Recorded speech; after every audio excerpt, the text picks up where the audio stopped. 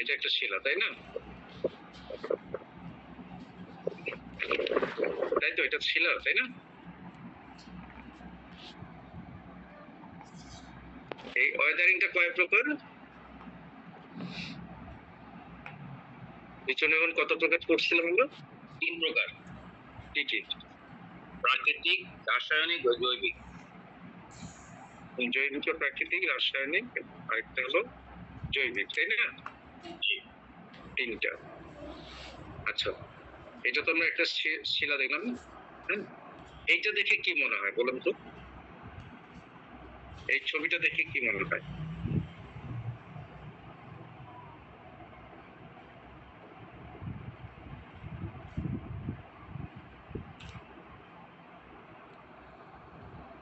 কিছু বোঝা যায় ছবিটা দেখে? স্যার বুঝতে পারছি যে পানি পড়ছে, আস্তে আস্তে ক্ষয়প্রাপ্ত হয়ে বিচূর্ণ হয়ে গেল। আর অন্য কেউ? মানে শুরু থেকে শেষ পর্যন্ত কি হচ্ছে, এটা কি বোঝাচ্ছে? শুরু থেকে একটা শিলাতে স্যার পানি একটা গর্ত হয়েছে শিলার মধ্যে, ওখানে কিছু পানি দেখা যাচ্ছে। তারপর হচ্ছে যে এটা পরবর্তীতে 2 নম্বরে গিয়ে আবার আরেকটু গিয়ে হয়ে গেছে গভীর, এটা পাটল হয়েছে। 3 নম্বরে গিয়ে হচ্ছে যে পুরো শিলাটা পাটল হয়ে গেছে, পানিগুলো নিচে পড়ে যাচ্ছে। আর 4 নম্বরে হচ্ছে যে এটা পুরোটা ডিভাইড হয়ে গেছে, পানিগুলো চলে গেছে। তাহলে এটা কোন ধরনের বিচূর্ণ ভবন? পানির মাধ্যমে ক্ষয়ের সেটা বোঝাচ্ছে স্যার। হ্যাঁ, তাহলে পূর্ণ বিচূর্ণ হয় কিভাবে আমরা বুঝতে পারতেছি, একটা উদাহরণ দিয়ে দেয় না ছবি দিয়ে? পানিটা জমা হয়ে আস্তে আস্তে বিভিন্ন ভাবে ওটা পরিবর্তন হচ্ছে, এটাই প্রথমে একটু পানি পড়লো, পানি ওখানে জমা হলো, জমা হয়েছে, তাই না? ফাটলটাতে, ফাটলটাতে জমা হওয়ার পরে তারপরে হচ্ছে ওই ফাটল ফ্রিজ হয়েছে। হ্যাঁ, তারপরে কি হলো, সেটা আস্তে আস্তে একেবারে গভীরে চলে গেল, তাই না? এটাকে শিলাখণ্ডকে বিচ্ছিন্ন করে দিল, বিচূর্ণ করলো। তাহলে এইটা হলো যে আমাদের যান্ত্রিক বিচূর্ণীভব, যেটা আমরা বলি যে মেকানিক্যাল ওয়েদারিং। এই যান্ত্রিক বিচূর্ণীভবন স্যার, এইটা একটা পানির দ্বারা, এটা হলো একটা প্রক্রিয়া। যান্ত্রিক বিচূর্ণীভবনে পানি ছাড়াও আছে কি কি ছিল, যে বায়ুপ্রবাহ, আর্দ্রতা, হিমবাহ প্রভৃতির দ্বারা শিলারাশি চূর্ণ বিচূর্ণ হওয়া, তাই না? আমরা তাহলে এখন ফিজিক্যাল ওয়েদারিংটা আর বুঝতে কারো অসুবিধা হবে? যান্ত্রিক বিচূর্ণীভবন কিভাবে হয়?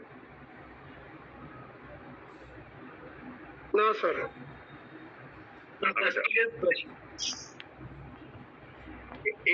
এইটা দেখুন তো, এটাতে কি বোঝা যায়?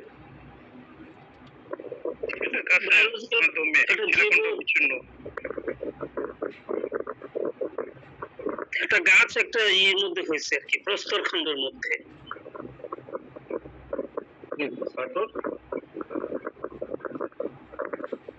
শিকড়ের মাধ্যমে শিলাখণ্ড বিচ্ছিন্ন। হ্যাঁ, বায়োলজিক্যাল বা জৈবিক বিচূর্ণীভবন আস্তে আস্তে ভিতরের দিকে ঢুকলো।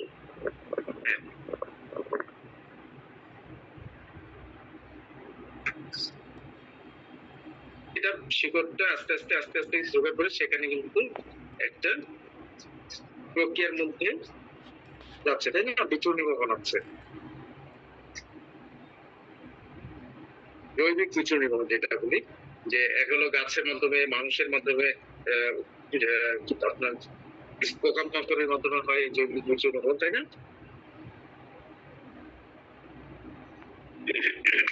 দেখেছিলাম যে জীবজন্তুর মাধ্যমে, জীবজন্তুর মাধ্যমে কিভাবে বিচূর্ণীভবন হয়?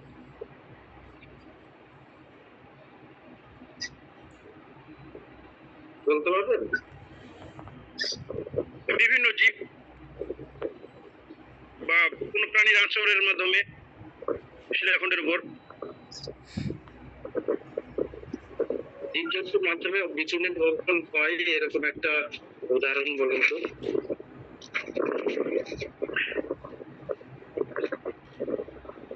ইঁদুর যে মাটিকে ই করে, জানি ইঁদুর করে, তারপরে পোকা, তাই না? বিভিন্ন ধরনের জীবজন্তু মাটি গর্ত করার মাঝে মধ্যে কুকুর, এই জাতীয় জীবের মাধ্যমে ইঁদুর, শিয়াল, খরগোশ। হ্যাঁ, এইভাবে বিচূর্ণ নির্গমন হয়। আর আরেকটা বিচূর্ণ হলো মানুষের কাজের দ্বারা, তাই না? আমাদের মানুষের কাজের দ্বারাও আমরা যেমন পাহাড় কেটে স্যার রাস্তা তৈরি করার জন্য, রাস্তাঘাট কোনো অবকাঠামো তৈরি, এছাড়াও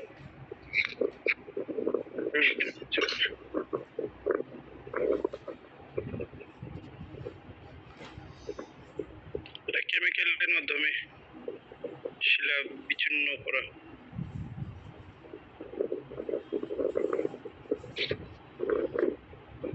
আমরা জানি যে শিলাগুলো কিসের দ্বারা গঠিত? এক বা একাধিক খনিজ পদার্থ দ্বারা, তাই না? খনিজ পদার্থ। জি স্যার। এক বা একাধিক খনিজ পদার্থ দ্বারা গঠিত। এই খনিজ পদার্থগুলো যখন পানি, অক্সিজেন, কার্বন ডাই অক্সাইড, জৈব অ্যাসিড ইত্যাদি সংস্পর্শে আসে, তখন এগুলো কি করে? রাসায়নিক বিক্রিয়া করে, তাই না? হ্যাঁ, করার পরে ভিন্ন পদার্থের যখন রাসায়নিক একটা বিক্রিয়া হয়, তখন সেটা তার মূল নেচারটা পরিবর্তন হয়ে যায়, তাই না? এভাবে শিলার যে শিলার বিশিষ্ট এবং খণ্ড বিখণ্ড হওয়ার প্রক্রিয়াটাকে আমরা বলছি যে ওয়েদারিং। কেমিক্যাল ওয়েদারিংটা তিন ভাবে হতে পারে: জারণের দ্বারা, অঙ্গার যোজন দ্বারা, এবং আরেকটা কি যেন জলযোজন।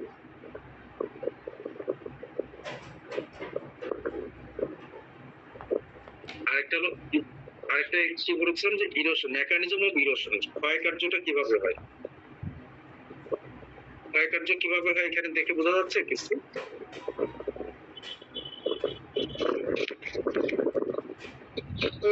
জি স্যার, বৃষ্টিপাত। হুম,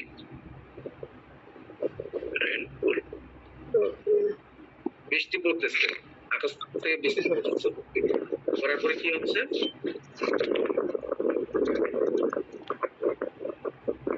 জোয়ার ভাটার জন্য হতে পারে। এই ছবিটাতে আমরা কি বুঝতে পারছি? বৃষ্টির মাধ্যমে শিলাখণ্ড ক্ষয়।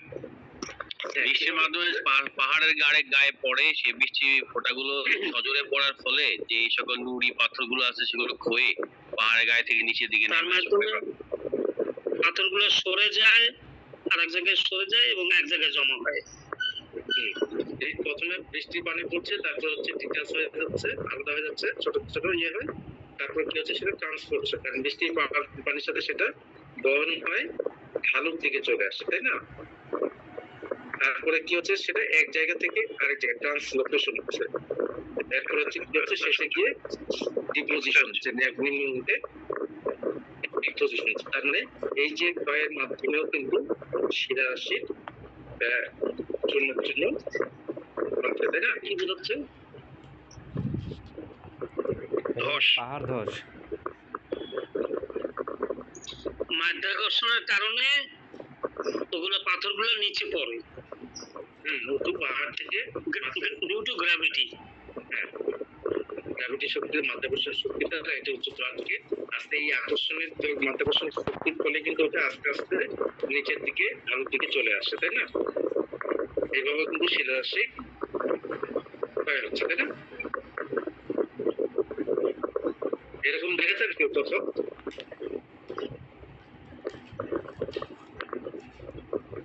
পাহাড়ি অঞ্চলে দেখা যায় স্যার। আমরা তো চট্টগ্রামে দেখছি স্যার, চট্টগ্রামে দেখেছেন, তাই না?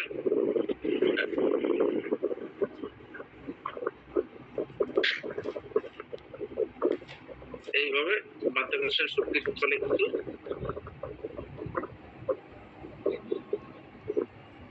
এটা দিয়ে বলছে যে ইরোশন বাট নট ওয়েদারিং। কেন এটা বলছি আমরা?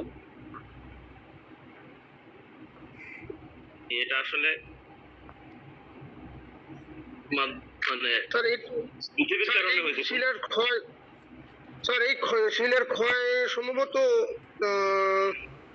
অধিক তাপমাত্রার কারণে, আস্তে আস্তে অধিক তাপমাত্রার কারণে মনে হয় স্যার এই শিলাটা আস্তে আস্তে ভেঙে যাচ্ছে। অধিক খরা ইরোশন বলে যেটা ক্ষয়ের ক্ষেত্রে কি হয়, এক জায়গা থেকে আরেক জায়গায় সেটা বহন করে দেয়। কিন্তু ওয়েদারিং এর ক্ষেত্রে কি হচ্ছে, বিচূর্ণ ভবনের ক্ষেত্রে শিলার রাশি চূর্ণ বিচূর্ণ হচ্ছে কিন্তু মূল শিলার উপর সেটি থেকে যাচ্ছে, তাই না? এটা ওই জায়গাটা চূর্ণ বিচূর্ণ হয়েছে বাট ওখান থেকে স্থানান্তর হয় না।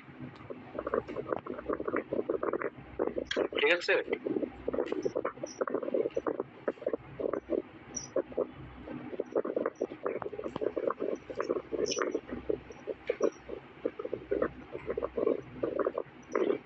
এটা কি বলেন তো?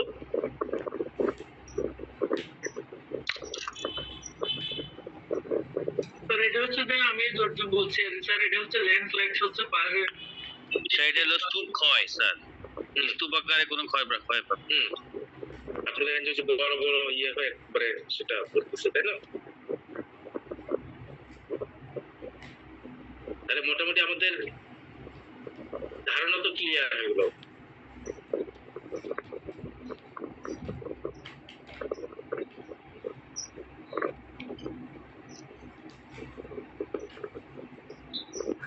এখন ওইটা ছবিগুলোর সাথে ম্যাচ করে এখানটাতে কিছু আছে মাছ সঞ্চিত ক্ষয় যেটা, হ্যাঁ, এটা কি হয় অভিকর্ষজ বলের ফলে।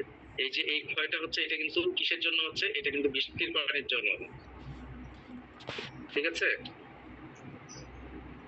এই ক্ষয়টা কিন্তু বৃষ্টির পানির জন্য না,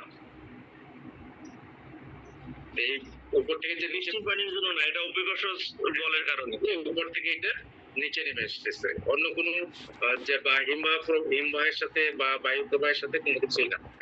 ঠিক আছে? অভিকর্ষজ মাধ্যাকর্ষণ শক্তির ফলে এটা উপর থেকে নিচের দিকে পড়ে গেছে, অপসারণ হচ্ছে, স্থানান্তর হয়েছে।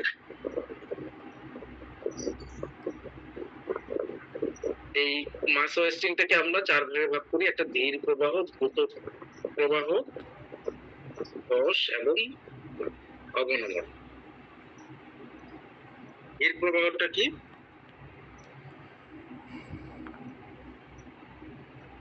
যেটা যখন ধীর গতিতে যেটা ক্ষয় হয়, হ্যাঁ ক্ষয় হয়, সাধারণ চোখে ধরা পড়ে না, তাই না? আর ওটাও জানি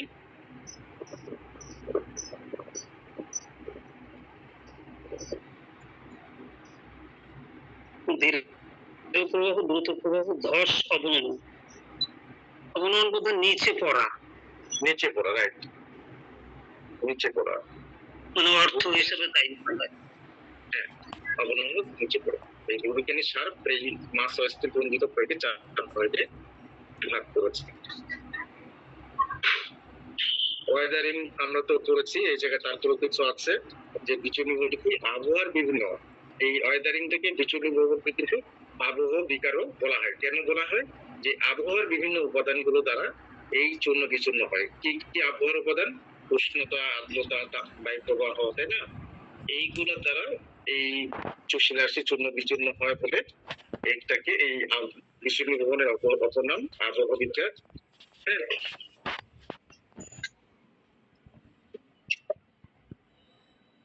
আমরা তো এটা পড়েছি, শুরুর দিকে আলোচনা করেছি, তাই না? আবহাওয়ার বিচার এবং ওয়েদারিং এবং মাস ওয়েস্টিং এর পার্থক্য, দুইটা কিন্তু পার্থক্য আছে। কি কি পার্থক্য? এক নম্বর হলো আবহাওয়ার বিভিন্ন উপাদান দিয়ে, যেমন উষ্ণতা, আর্দ্রতা, বৃষ্টিপাত প্রভৃতি দ্বারা শিলার বৈশিষ্ট্য পরিবর্তন হয়, তাই না? অন্যদিকে কি অভিকর্ষজ বলের প্রভাব ভূমির ঢাল বরাবর আবহাওয়া বিকার প্রাপ্ত শিলা চূর্ণ বিচূর্ণ স্তূপাকারে ধীর গতিতে উপর থেকে নিচের দিকে নেমে আসার ঘটনাকে আমরা বলছি পুঞ্জিত হয়। এরপরে হচ্ছে কি আবহাওয়া বিকার অত্যন্ত ধীর গতিতে ঘটে, হ্যাঁ, পুঞ্জিত হয় ধীর দ্রুত উভয় গতিতে ঘটতে পারে। আমরা দেখি একটু আগে দেখলাম যে চার ভাবে হয়, তাই না? ধীর, দ্রুত, ধস, অবনমন, এই চার ভাবেই হইতে পারে। কিন্তু আবহাওয়া বিকার যেটা ওয়েদারিং ভবনটা গতিতে হয়। আবহাওয়া বিকারের ফলে কি হয়, পদার্থের ঘনত্ব এবং রাসায়নিক ধর্মের পরিবর্তন ঘটে, কিন্তু পুঞ্জিত ক্ষয়ের ক্ষেত্রে কি হয়, ভৌত ধর্মের পরিবর্তন ঘটলেও রাসায়নিক কোনো পরিবর্তন হয় না। আর আবহাওয়া বিকার প্রাপ্ত পদার্থের সময় এক স্থানে থাকে, অর্থাৎ বিচূর্ণ ভবনের পদার্থগুলো এক স্থানে থাকে এবং পদার্থের অবস্থানের কোনো পরিবর্তন হয় না। ওই যে আমরা একটা দেখলাম না যে পার্থক্য পাইদারিক একটা পাথরখণ্ডটা দেখলাম, হ্যাঁ। ঠিক ওই কথাটা এখানে বলছি যে আবহাওয়া বিকার প্রাপ্ত পদার্থ সমূহ একই স্থানে থাকে এবং পদার্থের অবস্থানের কোনো পরিবর্তন ঘটে না। অন্যদিকে পুঞ্জিত ক্ষয়ের পদার্থ সমূহ এর অবস্থানের স্থানান্তর ঘটে এবং পদার্থ সমূহ ধীর গতিতে উপর থেকে কি হয়, পুঞ্জিত ক্ষয়ের ক্ষেত্রে উপর থেকে নিচের দিকে নামে। এটা হলো সবচেয়ে বড় বৈশিষ্ট্য, যে পুঞ্জিত ক্ষয়ের শিলাটা উপর থেকে নিচের দিকে নেমে আসে। এই ছিল মোটামুটি